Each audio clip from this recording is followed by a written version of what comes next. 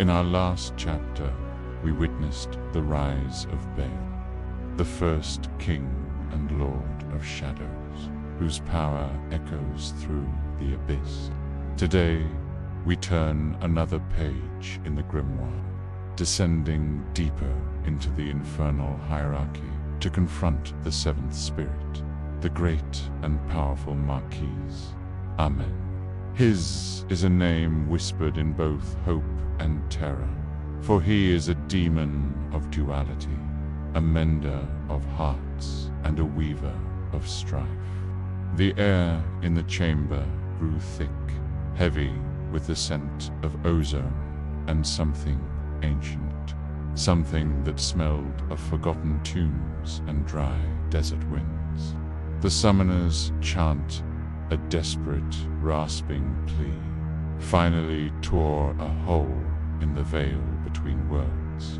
From the swirling smoke, a figure began to coalesce, its form a nightmarish fusion of beasts.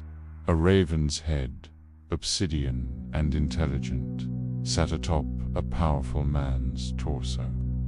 Its eyes, twin points of smoldering ember, seemed to see not just the summoner, but the shattered fragments of his soul. Below its waist, the body dissolved into the thick, coiling tail of a monstrous serpent, its scales shimmering like black oil on water. This was Amon. He spoke, and his voice was a paradox. It carried the warmth of a summer hearth, yet it was laced with the chilling rasp of autumn decay. With each word, a foul, hot breath washed over the summoner, a miasma that promised both comfort and corruption. He did not ask for the summoner's desires. He already knew. He could taste the bitterness of a broken heart, the lingering ache of a love lost. Amon offered a deal, his words slithering into the summoner's mind like a serpent into a burrow. He could mend the rift. He could bring back the love that was stolen. But Amon's gifts are never clean. He does not heal. He twists. He doesn't mend love. He forges it into a chain of obsession, a collar of desperate, all-consuming need. The summoner, blinded by his pain and deaf to the warnings, screaming in his own spirit, agreed. He gave Amon the name of his past lover, a name that was once a prayer on his lips, now a curse. He wanted her back, no matter the cost. Amon smiled, a chilling sight on his avian face, and the bargain was struck. Miles away, the woman felt a sudden, inexplicable jolt. A thought of her former lover, once a faded memory, erupted in her mind with the force of a physical blow. The quiet fondness she once held curdled into something dark and ravenous. Her eyes, once a gentle brown, deepened to pools of pure, liquid black, reflecting a hunger that was not her own. An intense, possessive desire flooded her senses, followed by a wave of incandescent rage. Why had he left her? How dare he exist without her? The love Amon had mended was now a weapon, pointed directly back at its source. Back in the summoning chamber, the demonic Marquis seemed to grow stronger, more solid. A faint, ecstatic sigh escaped his beak. He was feasting. The chaos, the burgeoning obsession, the rage blossoming in the woman's heart. It was a banquet for him. He savored her torment, drawing power from the emotional storm he had unleashed. The summoner watched in horror as Amon's form flickered, his serpentine tail lashing against the stone floor, leaving trails of sizzling ichor. Then the flames began. They didn't erupt from the candles or the brazier. They danced up from the very lines of the summoning circle, licking at the air with ethereal tongues of blue and green fire. The intricate patterns of the seal on the floor pulsed with an infernal light, and the heat became unbearable.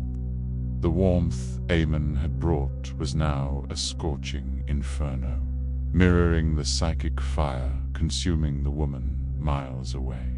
A blood-curdling scream tore from the summoner's throat. It was a scream of dawning, gut-wrenching realization. Amon wasn't just a deal-maker. He was a parasite. He didn't just grant wishes. He fed on the pain they inevitably caused. The twisted love, the ensuing conflict, the heartbreak, and the fury. This was his sustenance. The summoner's grief was merely the bait, and he had swallowed the hook whole. As the summoner's scream echoed off the stone walls, Amon began to fade. His work was done. The seeds of destruction were sown, and he could feast on the harvest for weeks to come. His raven head tilted one last time, those ember eyes locking with the summoner's, filled with a cold, ancient amusement, with a final, silent laugh that resonated directly in the man's mind. The demon dissolved back into smoke and shadow. Silence fell, thick and suffocating. The only sounds were the summoner's ragged sobs and the crackling of the dying, unnatural flames. Where the great marquise had stood, a scorched sigil was burned permanently into the stone floor, a blackened, eternal scar. The chamber was empty, but the man was less alone than ever. He was now bound to the consequences of his wish, a prisoner of the demon's cruel appetite. As his despair settled like a shroud, a faint, rhythmic throbbing began from the corner of the room. It was the grimoire, the ancient book of seals, lying open on its pedestal. Another page was glowing, another seal pulsing with a life of its own, eager for its story to be told. The Marquis of Strife had departed, but another power was already stirring, preparing to answer the next desperate call. Amon teaches us the most terrifying lesson of the abyss. Be wary of demons who offer to heal your heart, for they may simply be looking for a new way to break it. And in the shadows of his departure, a new presence makes itself known, one of music, knowledge, and seductive influence. Join us next time as we bow before the Queen of Harlots and fall under the spell of Payman's throne. Thanks for watching, and don't forget to follow 4 more tales from the Goetia.